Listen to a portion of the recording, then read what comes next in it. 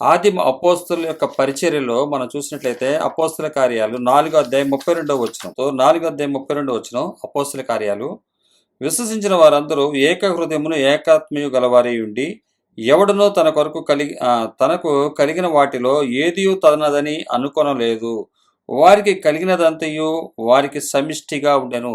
ఈ మాటలు చెప్పబడుతుంది ఆత్మీయ మందిరంగా కట్టబడుతున్నటువంటి వారి కొరకే.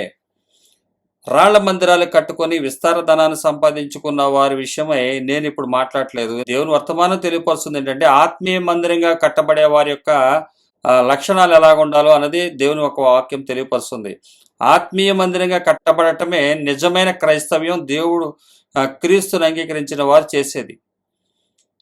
క్రీస్తుని వెంబడించే వారిని క్రైస్తవులు అంటారు. క్రీస్తుని మార్గాన్ని వెంబడించే వారిని క్రైస్తవులు అంటారు. క్రీస్తు మార్గాన్ని వెంబడించిన వారిని క్రైస్తవులు అని పిలువబడిన వారు క్రైస్తవులు కాదు. వారు క్రైస్తవులుగా పిలువబడుతున్న వారే కానీ రాళ్ల మందిరాల మీద దృష్టి పెట్టిన వారని చెప్పి బైబిల్ చాలా స్పష్టంగా తెలియపరుస్తుంది.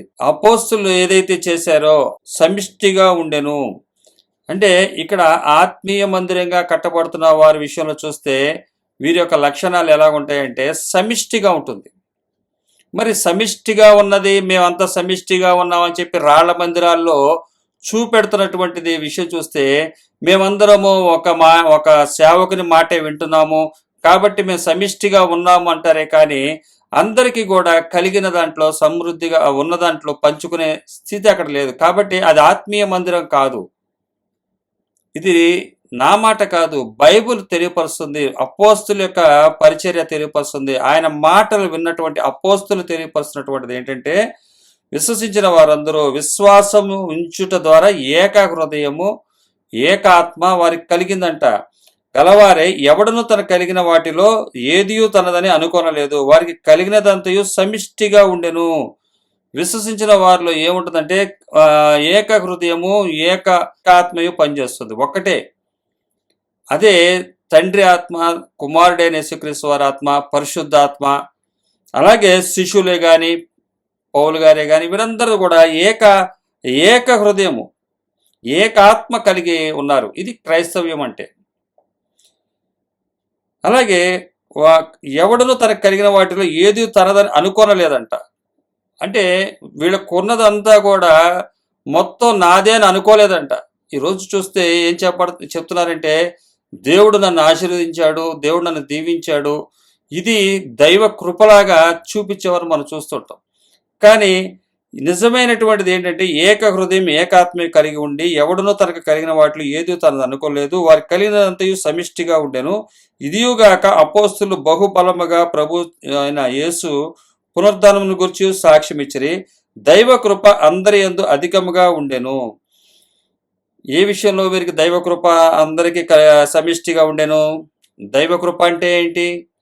అసలైన దైవకృప అంటే వీరికి కలిగి ఉన్నటువంటి విశ్వాసము, ఆయన రాకడలో మేము ఆయనతో పాటు ఉంటామన్న ఉద్దేశం కలిగి ఉండటము, అలాగే ఏక హృదయం రావటము, ఏకాత్మయు గలవారే ఉండటము. అపోస్తుల కార్యాలు 4:32 చెప్పబడుతున్నటువంటి మాట, విశ్వసించిన వారందరూ ఏక హృదయమును ఏకాత్మయు గలవారే ఉండి ఎవడనూ తనకు కలిగిన వాటిలో ఏదియూ తనదని అనుకొనలేదు, వారికి కలిగినదంతయు వారికి సమిష్టిగా ఉండెను.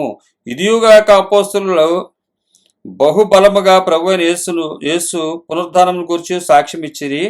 దైవకృప అందరి యందు అధికముగా ఉండెను. దైవకృప అధికంగా ఉండటం అంటే ఆస్తులను సంపాదిస్తే ఉండేది కాదు. అది ఆ ఆస్తులను పంచుట చేత కలిగి ఉండేదే దైవకృప. ఈరోజు సంపాదించిన ప్రతి ఒక్కరు కూడా యేసుక్రీస్తు వారిని అంగీకరించి దేవుడు నన్ను దీవించాడు, దేవుడు నన్ను ఆశీర్వదించాడు అని చెప్పి తెలియపరుస్తున్నటువంటిది దేవుని కృప. ఇది దేవుని కృప. నాకు కారు ఉంది, దేవుని కృప. నాకు బిల్డింగ్లు ఉన్నాయి, కృప. పొలాలు ఉన్నాయి, కృప. పెద్ద మందిరం ఉంది, కృప అని చెప్పబడుతున్నటువంటి మరో చూస్తున్నాము.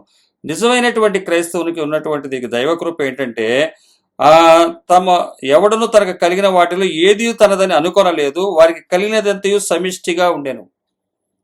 ఈ మాట అన్యులకి ఎవరికన్నా చెప్పినప్పుడు వారు అవమానించటం, అపహసించటం జరుగుతుంది. కానీ క్రైస్తవులు కూడా ఈ విషయాన్ని తెలియపరిచినప్పుడు దేవుడు అలా చెప్పాడా అంటారు.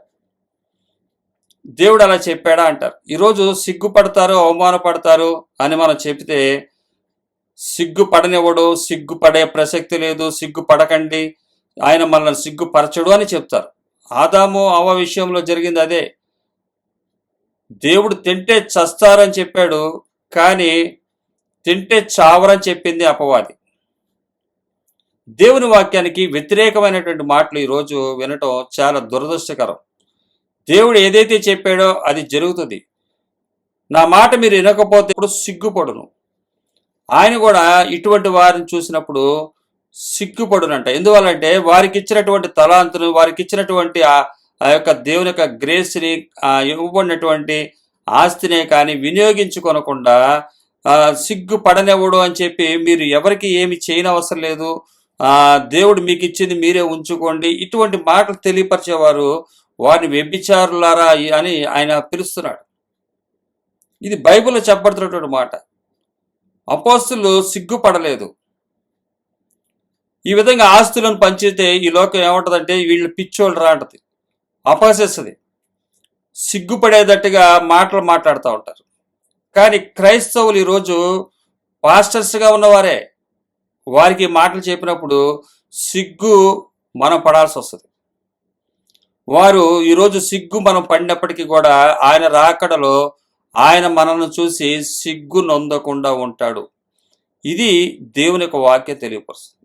ఇది అనుసరించిన వాడే, ఏది అనుసరించిన వాడు సమిష్టిగా ఉంచుకునటానికి చేసినటువంటి ప్రయత్నించిన వారే, సమిష్టిగా ఉన్నవారే చేసేదనమాట.